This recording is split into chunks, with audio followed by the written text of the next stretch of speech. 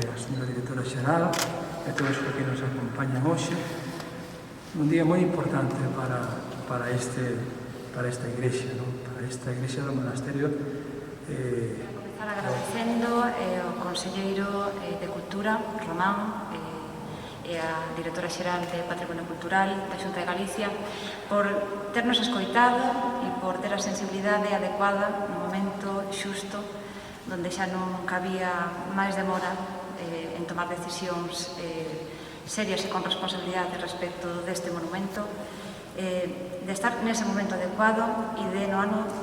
2019 firmar un convenio entre a Consellería e o Bispado. Estaba presente don Luís, a quen tamén quero agradecer toda a colaboración brindada, e de poñer en marcha este proxecto de restauración que atenderá principalmente os defectos constructivos que se detectaron e que facía falta, como ben decía Javier Costas Goberna, fai uns anos, con motivo do aniversario do complexo, decía que os defectos constructivos había que facer un estudio, un análise, unha diagnose, porque cualquier intervención no patrimonio moble sería, como ben decía o arquitecto Santiago, sería tirar os cartos, porque non se podía garantizar a súa conservación e o seu mantenimento. Basicamente, hoxe é un día para nós significativo e importante, porque presentamos un proxecto tremendamente singular, un proxecto que non só significa un gran investimento, un gran investimento público para recuperar un monumento tan significativo como a Igrexa do Mosteiro de Olla, senón que ten en si mesmo un enorme valor.